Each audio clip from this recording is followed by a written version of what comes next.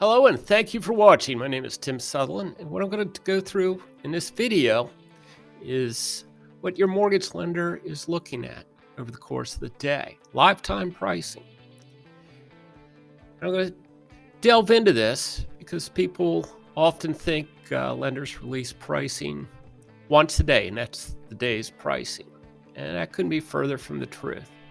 In this particular video, we're going to consider an aspect to conventional conforming loans, Fannie Mae, Freddie Mac, conventional loans.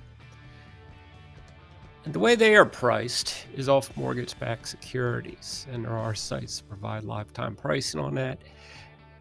Most consumers don't have access to this, but there's a good fill-in for it. Most people do have an online brokerage account or access to their brokerage account, and you can pull up any mortgage-backed security ETF, and it will give you the same or an approximation of the same thing. In this particular case, I'm going to use the one from MBB, and we're going to go over how your pricing could change over the course of the day.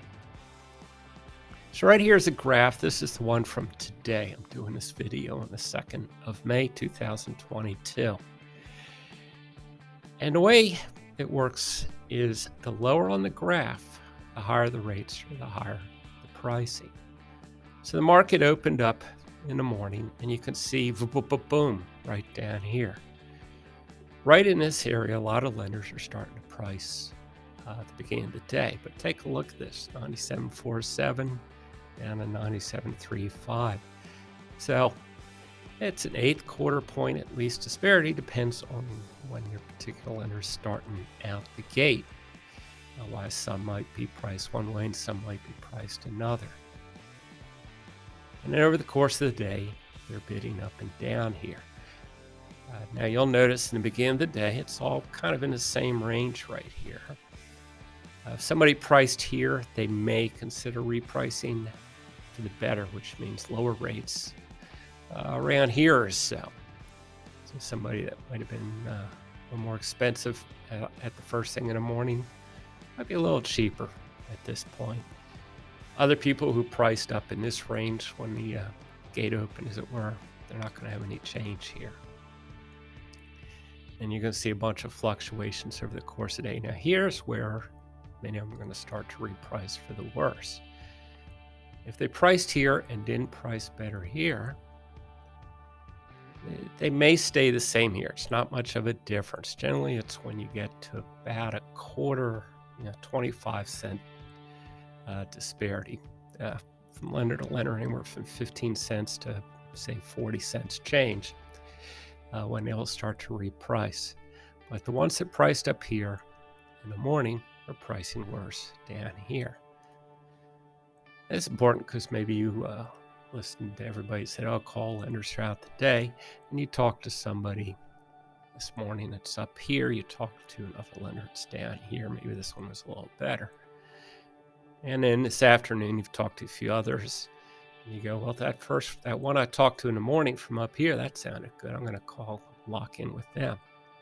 Well, by now, they've repriced for the worse because you're down to 97.32 as opposed to 97.51. That big a spread, they are going to price for the worse. And then you just got to start your whole process over again. And over this spread, nobody really did much. A couple of them may have started to think about repricing for the better here if they'd gotten worse here.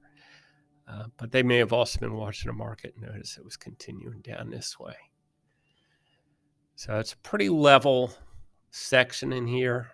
Some lenders would have stayed the same price all day. Some may have repriced once or even twice with this fluctuation. And this is just something you can watch over the course of the day when you're trying to either shop lenders or decide when to call the lender that you're working with or when to lock in if you haven't already. If you haven't and you're looking for an optimal time, you want to watch for it to be up here. When you call and say, "Lock me in."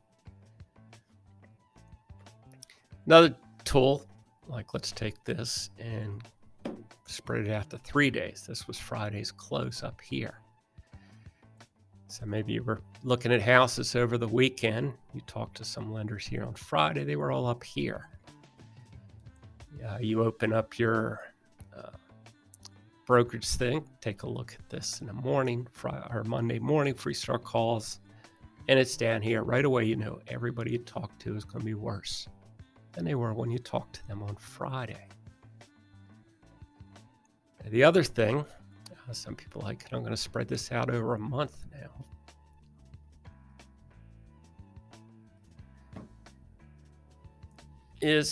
And it works better, obviously, when rates are moving down, as some lenders have a float down when pricing improves. So let's say you locked in back here. Let's call this April 6th. It was right about 100.5. And generally, lenders looking for about a 100 basis point spread before they'll consider the float down. So what you would be looking is for it to get way up here, about 101.5 or so. Now you'll notice it hasn't hit there at all. So your lock was really good. Meanwhile, you've locked in, it's come along, and journalists, being what they are way behind the 8 ball. And maybe you see an article, oh, rates have gone down. And maybe it depends on where, because it could be, maybe the articles this time of this week, and well, compared to here, they have gone down a little bit. But you locked in up here. So again, you can just pull open your grid, see where pricing was the day you locked versus the day that some news articles said, oh, rates went down. And you can see they are not down. They're actually higher than they were the day that you locked. And of course, even though pricing in general has been getting worse over this last month or higher, it still has its ebbs and flows. Because if you take a look, generally, yes, rates have been getting worse. But last week, for instance, in this nice little spike, they got a little better. Kind of spread over the course of the week and then start to go back up again. Remember, down is up. So the lower down, the higher the rates. So I hope you found this helpful. If you have any questions, leave a comment below. I reply to all of them. If I can assist you in any of the states in which I'm licensed, and they are listed in the description below, I'm happy to assist you with your home purchase refinance. If you have further questions on how to read this, feel free to contact me. You can call me, email me, reach me through the communication links online here. Any which way, and I'm happy to assist you or even walk you through this again. So I hope you're having a great day, and thank you very much.